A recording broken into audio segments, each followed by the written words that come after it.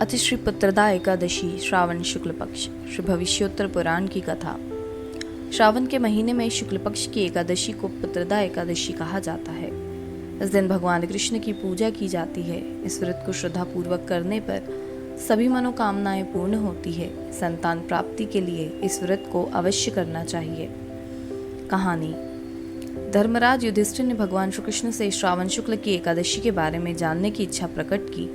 भगवान श्री कृष्ण ने कहा कि हे पांडुपुत्र युधिष्ठिर, श्रावण शुक्ल की एकादशी का नाम पुत्रदा एकादशी है। इसके बारे में एक प्राचीन कथा है। धर्मराज जी ने कहा कि भगवान, मेरी सुनने की इच्छा है। इस कथा को सुनने से क्या फल मिलता है, मैं यह सब जानना चाहता हूँ। भगवान श्री कृष्ण ने कहा कि इस कथा को सुनने मात्र से वाजपेयी यज्ञ का फल प्राप्त होता है। भगवान ने कहा कि ध्यान से सुनो। द्वापर युग के आरंभ में महिष्मती नगरी में महीजीत नाम का एक प्रतापी राजा राज्य करता था। उसका बहुत बड़ा राज्य था, परंतु कोई पुत्र न होने के कारण महीजीत को राज्य सुखदायी नहीं लगता था, क्योंकि पुत्र के बिना इस लोक और परलोक दोनों में सुख प्राप्त नहीं होता है।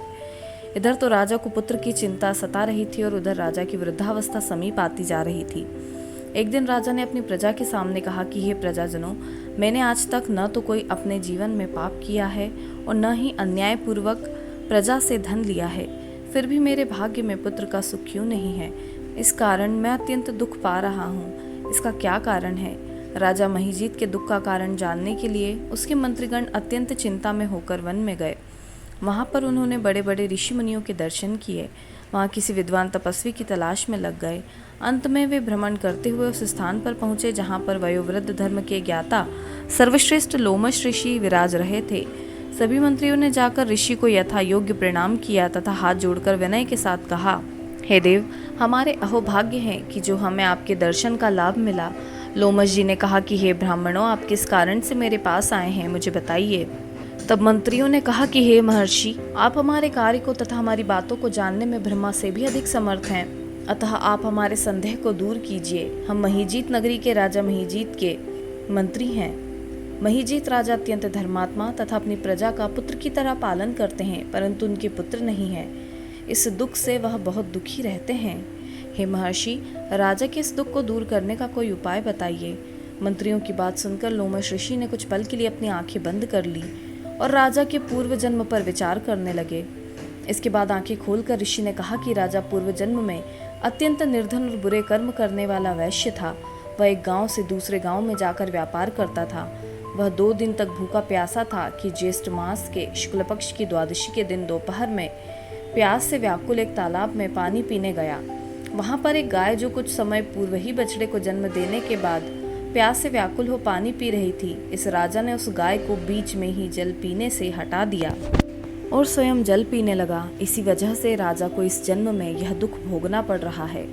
एकादशी के दिन भूखा प्यासा होने के कारण यह राजा तो बन गया, लेकिन गाय को प्यासी हटाने के कारण संतान का सुख नहीं मिला।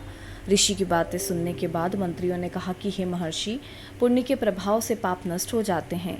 आप ऐसा उपाय बताइए कि राजा के पूर्व जन्म का पाप नष्ट हो जाए। तब ऋषि ने कहा कि हे ब्राह्मणों, यदि श्रावण माह के शुक्ल पक्ष की पुत्रदा एकादशी को राजा सहित तुम सब लोग व्रत धारण कर रात को जागरण करो और उस व्रत के फल को राजा के लिए संकल्प करके दे दो, तो राजा के अवश्य पुत्र रत्न उत्पन्न होगा। इससे तुम सभी के और राजा के समस्त दुख नष्ट हो जाएंगे। लोमश ऋषि का उत्तर सुनने के बाद सभी मंत्री अपने नगर को लौट आए। जब श्रावण शुक्ल की एकादशी आई तो सभी ने मिलकर ऋषि के आज्ञानुसार राजा सहित पुत्रदा एकादशी का व्रत किया। इसके पुण्य प्रभाव से रानी ने गर्भ धारण करके 9 महीने के पश्चात एक सुंदर पुत्र रत्न को जन्म दिया। अंत में भगवान श्री कृष्ण ने कहा कि हे राजन, इस श्रावण शुक्ल एकादशी का नाम पुत्रदा एकादशी है, अतः संतान सुख की इच्छा रखने वाले इस व्रत को अवश्य करें। इस व्रत के प्रभाव से मनुष्य इस लोक से सुख भोग कर अंत में स्वर्गलोक को प्राप्त करता है। श्री पुत्रादशी एकादशी व्रत कथा समाप्त। जय श्री हरि।